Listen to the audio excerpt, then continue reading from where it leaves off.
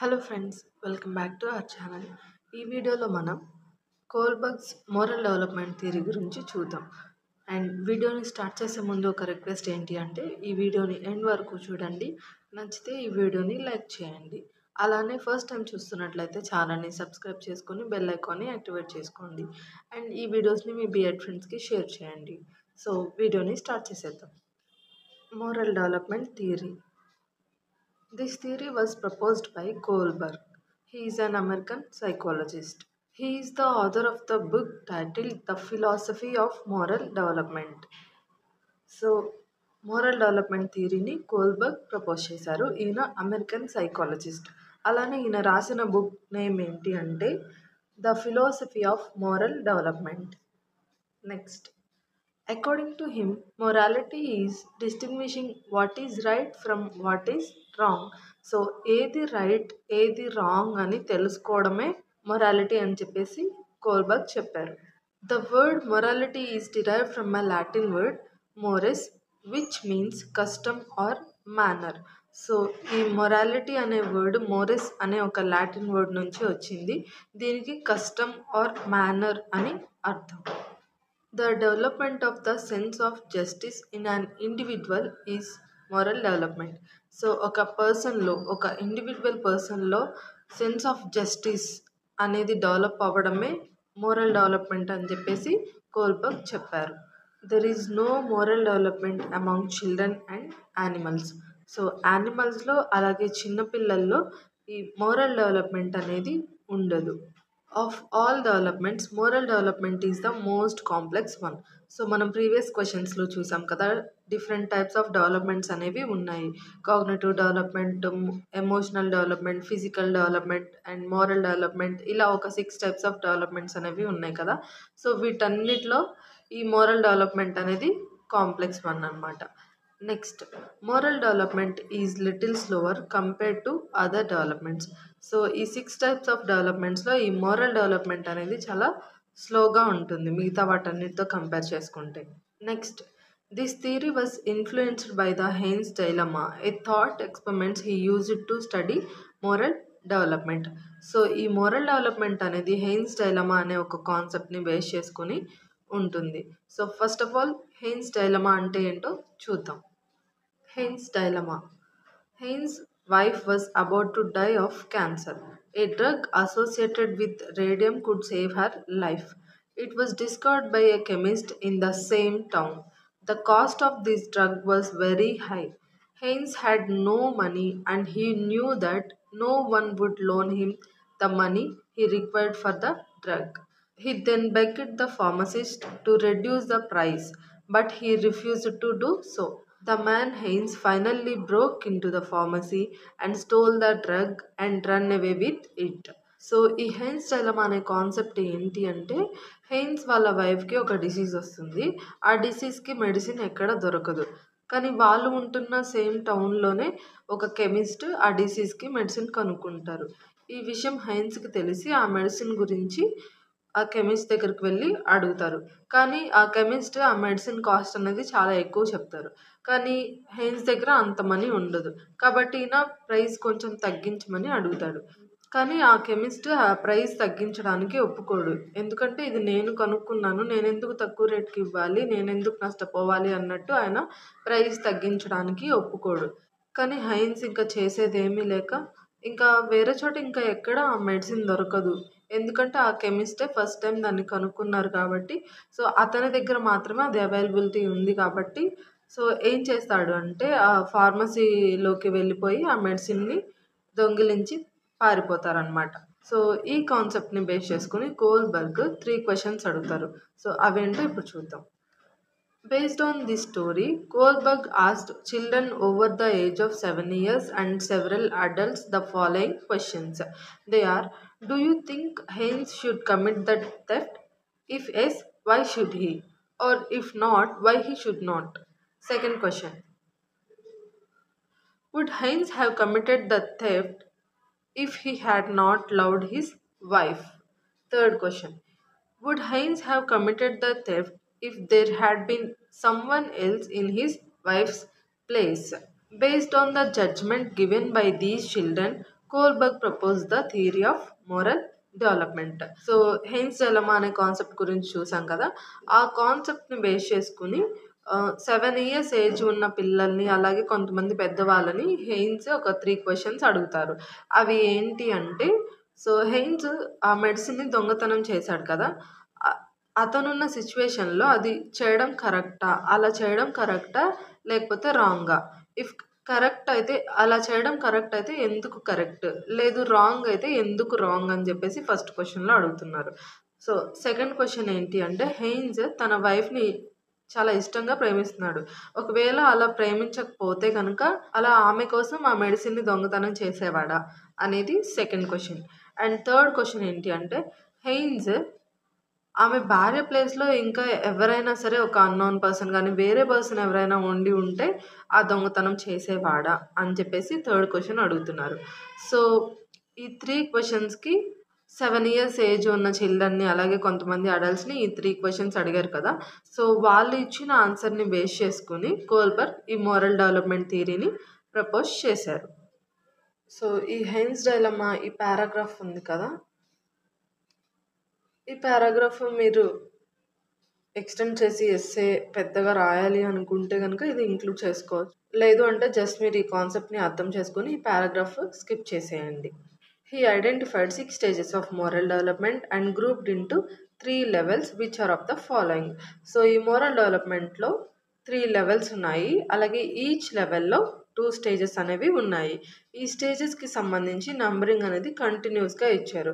First లెవెల్లో 1-2 stages, second లెవెల్లో 3-4 stages and third లెవెల్లో 5-6 stages అనేవి ఉన్నాయి. సో వీటి గురించి డీటెయిల్గా చూద్దాం. ఫస్ట్ లెవెల్ వచ్చేసి pre conventional level, and second level వచ్చేసి conventional level, and third level వచ్చేసి post conventional level. So pre conventional level, conventional level and post conventional level, ఇవి కోల్బర్గ్ మోరల్ డెవలప్మెంట్ థియరీలో ఉన్న 3 levels. అలానే స్టేజెస్ గురించి చూద్దాం.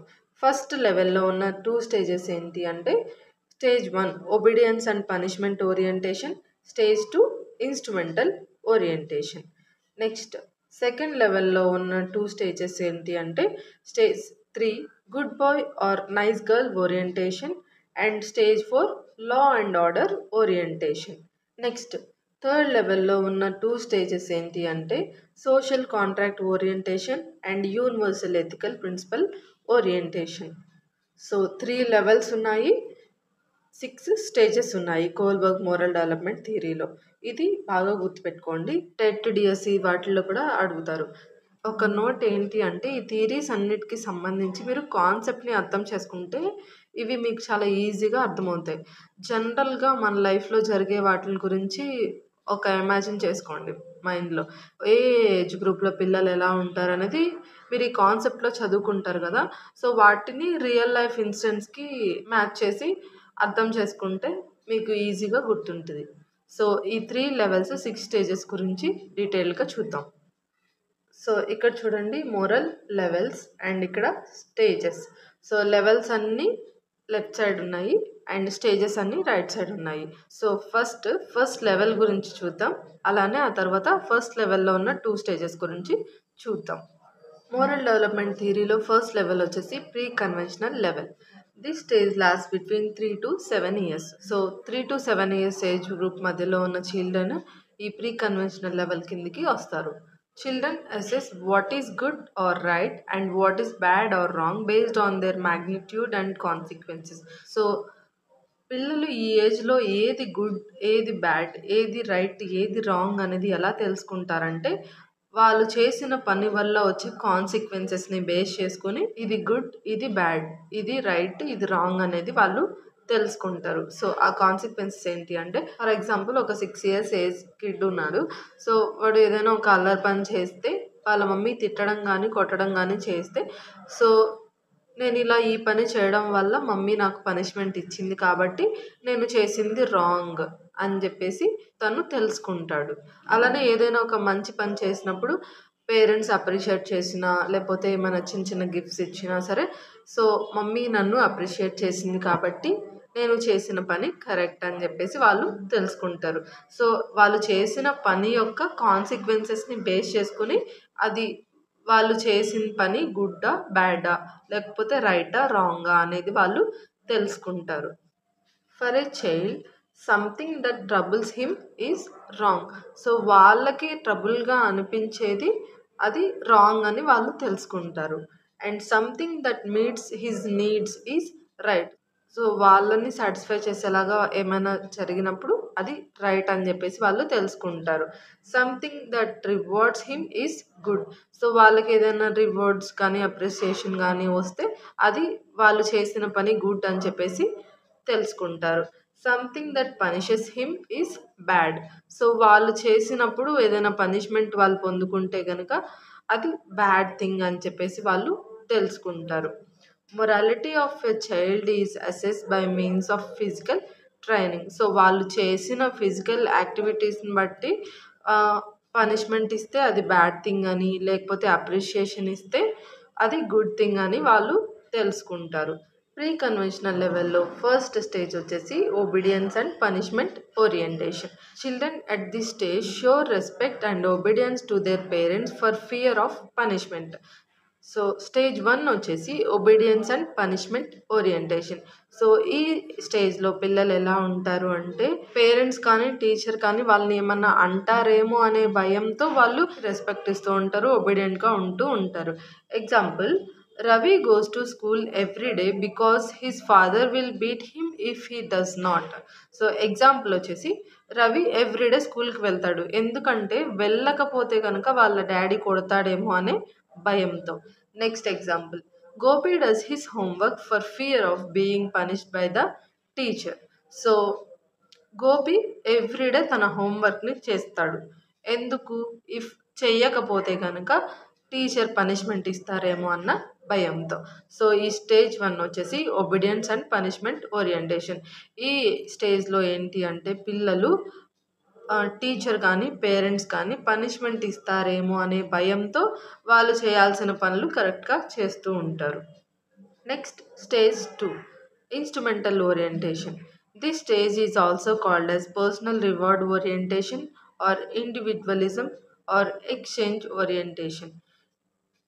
Child at this stage develop their morality by means of gifts and exchange of things between themselves and self-satisfaction, etc. ఈ moral development థియరీలో first level pre conventional లెవెల్లో second stage వచ్చేసి instrumental orientation. ఈ instrumental orientation స్టేజ్ని personal reward orientation అని కూడా అంటారు, individualism అని కూడా అంటారు, అలాగే ఎక్స్చేంజ్ ఓరియంటేషన్ అని కూడా అంటారు.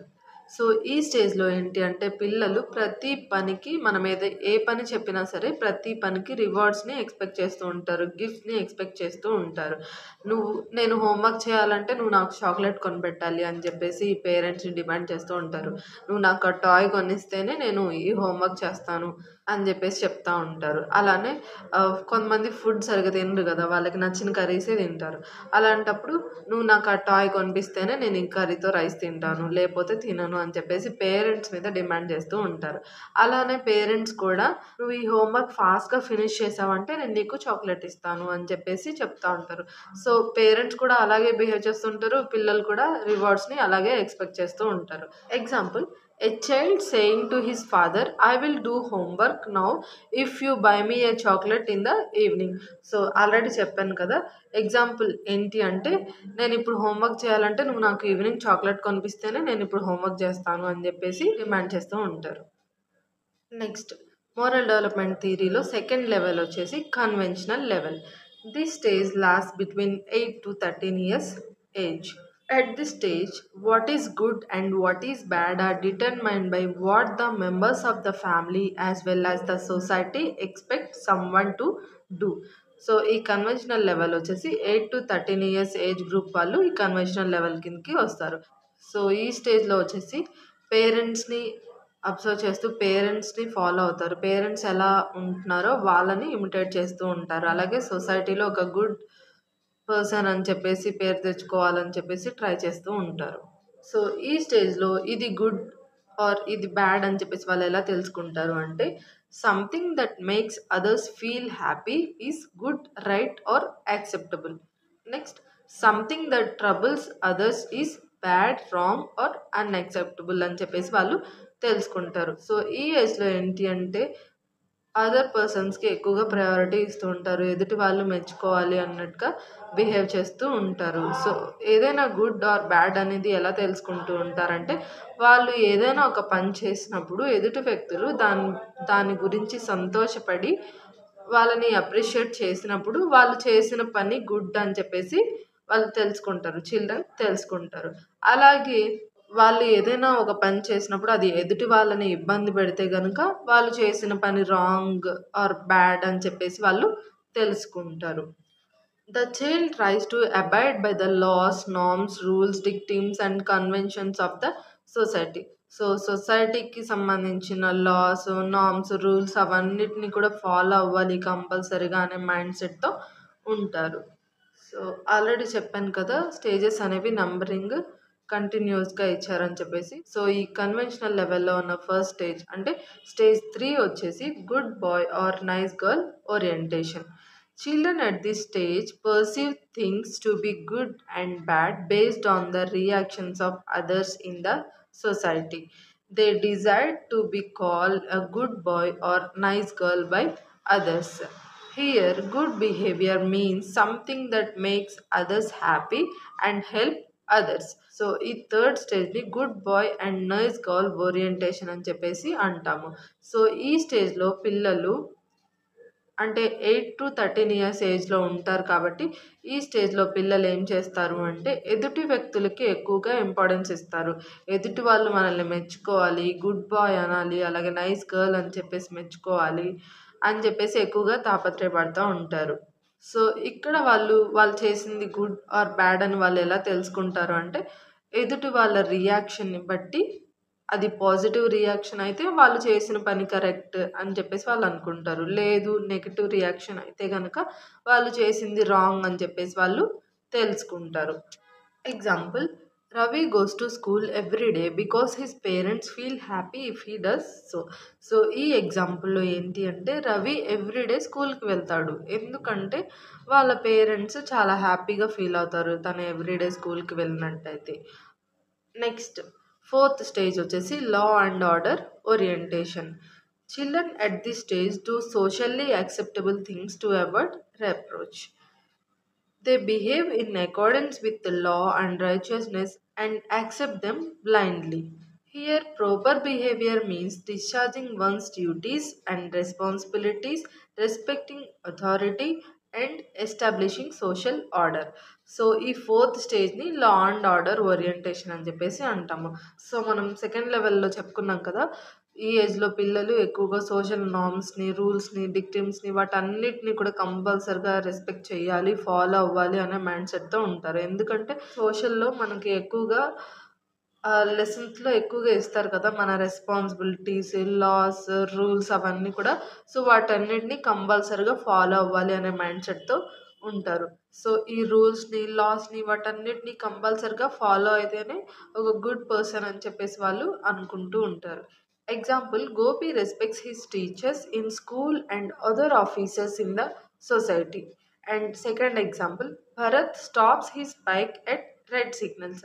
సో ఈ ఎగ్జాంపుల్స్‌లో ఫస్ట్ ఎగ్జాంపుల్ వచ్చేసి గోపి వాళ్ళ టీచర్స్‌ని అలాగే సొసైటీలో ఉన్న డిఫరెంట్ ఆఫీసర్స్‌ని వాళ్ళందరినీ రెస్పెక్ట్ చేస్తూ ఉంటాడు. సెకండ్ ఎగ్జాంపుల్ వచ్చేసి భరత్ తను బైక్ మీద వెళ్తూ ఉన్నప్పుడు రెడ్ సిగ్నల్ వస్తే కనుక కంపల్సరీగా బైక్‌ని స్టాప్ చేస్తాడు. ఎందుకంటే అది రూల్ కాబట్టి. నెక్స్ట్ థర్డ్ లెవెల్ వచ్చేసి post conventional level. This level starts from the age of 18 years. This level is also called the principles level. This level is the highest level of moral practice. So ఈ third level వచ్చేసి post conventional level. 18 years age group నుంచి ఈ post conventional level కిందకి వస్తారు. అలానే ఈ post conventional లెవెల్ని principles level అని కూడా అంటారు. This level is the highest level of moral practice. అన్ని లెవెల్స్ కంటే ఎక్కువగా మోరల్ వాల్యూస్ అనేవి ఈ లెవెల్లోనే ఎక్కువగా ఫాలో అవుతూ ఉంటారు. As people mature, things like justice, righteousness, honesty, equality, and respect for fellow human beings will be seen. So ఈ third లెవెల్లోనే అంటే 18 ఇయర్స్ ఏజ్ నుంచే పీపుల్ మెచ్యూర్డ్గా ఆలోచించడం మొదలు పెడతారు. అలానే justice, righteousness, honesty, equality and అదర్స్‌ని రెస్పెక్ట్ చేయడము ఇలాంటివన్నీ క్వాలిటీస్ వాళ్ళలో డెవలప్ అవుతాయి. సో, ఈ పోస్ట్ కన్వెన్షనల్ లెవెల్‌కి సంబంధించి స్టేజ్ 5 ఏంటో చూద్దాం. Stage 5 social contract orientation. Children at this stage value society welfare and human rights and behave accordingly. Example, the child thinks that the amendments can be made to the constitution in view of the needs and welfare of the people. So ఈ స్టేజ్లో ఏంటి అంటే వాళ్ళ rights ఏంటో వాళ్ళకి తెలుస్తాయి and సొసైటీలో good ఏంటి, పీపుల్కి ఏది మంచిది ఏది మంచిది కాదు అనేవి అన్నీ తెలుస్తూ ఉంటాయి. మెచ్యూర్డ్గా ఆలోచించడం అనేవి తెలుస్తూ ఉంటాయి. కాన్స్టిట్యూషన్లో ఉన్న రూల్స్ అవన్నీ కూడా సొసైటీకి మంచి చేయడానికే అని చెప్పేసి వాళ్ళు తెలుసుకుంటారు. అలానే ఏవైనా రూల్స్ రెగ్యులేషన్స్ ఏవైనా సరే అవి పీపుల్కి మంచిది కాదు అని చెప్పేసి అనుకుంటే కనుక వాళ్ళు ప్రొటెస్ట్ చేస్తూ ఉంటారు దానికి ఎగెనెస్ట్గా. అలానే మంచిది, సో ఏదైనా ఒక రూల్ కానీ లా కానీ మంచిది అంటే దానికి సపోర్ట్ చేస్తారు. Next stage 6 universal ethical principle orientation. ఈ 6th స్టేజ్ ఏంటి అంటే universal ethical principle orientation. Children at this stage behave in accordance with both social norms and their own ideals in order to avoid self-blame rather than to avoid criticism from others. So ఈ స్టేజ్లో ఏంటి అంటే social norms వాటన్నిటి గురించి తెలుసుకుని ఉంటారు. అలానే వాటి ప్రకారంగానే బిహేవ్ చేస్తూ ఉంటారు. అలానే ఐడియల్గా ఉంటారు. At this stage, one's decisions are based on the universal principles such as individual conscience, dignity, justice, and equality. Example, an individual thinks that it is not wrong to steal or lie when a person is in a life-threatening condition. So ఈ example ఏంటి అంటే ఈ స్టేజ్లో వాళ్ళకి maturity, justice ఏది correct అవన్నీ కూడా కరెక్ట్గా తెలుస్తాయి. కాబట్టి వాళ్ళు ఏమనుకుంటారు అంటే సో లైఫ్ థ్రెటనింగ్ కండిషన్లో మనం ఏదైనా దొంగిలించినా అబద్ధం చెప్పినా అది కరెక్టే, అదేమి రాంగ్ కాదు అని అనుకుంటారు. సో అలానే ఈ యూనివర్సల్ ఎథికల్ ప్రిన్సిపల్ ఓరియంటేషన్ ఈ స్టేజ్ కిందకి ఎవరు వస్తారు అంటే ఎక్కువగా సొసైటీ కోసం పాటుపడిన వాళ్ళు ఎవరైతే ఉన్నారో లైక్ మహాత్మా గాంధీ, నెహ్రూ, సుభాష్ చంద్రబోస్, ఇంకా అల్లూరి సీతారామరాజు. సో మన సొసైటీ కోసం పాటుపడిన వ్యక్తులందరూ కూడా, మహనీయులందరూ కూడా ఈ స్టేజ్ కిందకి వస్తారు. Next, believing that the essence of all religions is one and the same. So ఈ స్టేజ్లో ఏంటి అంటే అన్ని మతాలు కూడా సమానమే, అలాగే అన్ని మతాల సారాంశం కూడా ఒక్కటే, అన్ని మతాల్ని గౌరవించాలి అనే కాన్సెప్ట్తో ఉంటారు. సో ఇది ఈ థియరీ గురించి. అలానే ఈ థియరీకి సంబంధించిన ఎడ్యుకేషనల్ ఇంప్లికేషన్స్ గురించి చూద్దాం. Educational implications of moral development theory. First point వచ్చేసి teachers should conduct level test for children to know their level or stage and see that they reach further stages or levels. So teachers level test అనేవి conduct చేయాలి, వాళ్ళు ఏ లెవెల్లో ఉన్నారు, ఏ స్టేజ్లో ఉన్నారు అని చెప్పేసి తెలుసుకోవడానికి. అలానే వాళ్ళు ఫర్దర్ స్టేజెస్కి రీచ్ అయ్యేలాగా టీచర్స్ మోటివేట్ చేయాలి, హెల్ప్ చేయాలి. Next, teachers and parents should be ideal. So పిల్లలకి టీచర్స్, పేరెంట్స్ ఐడియల్గా ఉండాలి. Next, prayer should be conducted in school daily. So ప్రేయర్లోనే వాళ్ళు ఎన్నో మోరల్ వాల్యూస్, ఎంతో ఇన్ఫర్మేషన్ వాళ్ళు నేర్చుకోగలుగుతారు. కాబట్టి స్కూల్స్లో ప్రేయర్ అనేది కంపల్సరిగా డైలీ కండక్ట్ చేయాలి. Children should be told parables and stories of great patriots that have sacrificed their lives for the sake of their motherland. మన దేశం కోసం, మన దేశ స్వతంత్రం కోసం పోరాడిన నాయకులందరి గురించి పిల్లలు తెలుసుకునేలాగా వాళ్ళందరి గురించి పారబుల్స్ కానీ స్టోరీస్ కానీ పిల్లలకి తెలిసేలాగా చెప్పాలి. Next, national festivals and national days should be held in schools. So national festivals, national days అనేవి స్కూల్స్లో కంపల్సరీగా సెలబ్రేట్ చేయాలి. For example independence day, republic day. So అలాంటివన్నీ కూడా స్కూల్స్లో సెలబ్రేట్ చేయాలి. అప్పుడే వాళ్ళకి కంపల్సరీగా ఆ మోరల్ వాల్యూస్, సాక్రిఫైస్ అవన్నీ కూడా తెలుస్తాయి. Programs such as SUPW, NCC, NSS that enhance children's moral development should be organized. So స్కూల్స్లో SUPW, NCC, NSS అలాంటి ప్రోగ్రామ్స్ అన్నీ కూడా ఆర్గనైజ్ చేయాలి. సో SUPW అంటే socially useful productive work. So ఈ NCC, SUPW, NSS అలాంటివన్నీ కూడా పిల్లలకి సొసైటీలో వాళ్ళ డ్యూటీస్, రెస్పాన్సిబిలిటీస్ అవన్నీ తెలియజేస్తాయి కాబట్టి స్కూల్స్లో కంపల్సరిగా వీటిని ఆర్గనైజ్ చేయాలి. సో ఇది ఫ్రెండ్స్ ఈ వీడియోలో ఇన్ఫర్మేషన్ మీకు నచ్చినట్లయితే కంపల్సరిగా లైక్ చేయండి, అలానే ఛానల్ని సబ్స్క్రైబ్ చేసుకొని సపోర్ట్ చేయండి అండ్ ఈ వీడియోస్ని మీ ఫ్రెండ్స్కి షేర్ చేయండి. Thank you friends, thank you for watching this video. Have a nice day.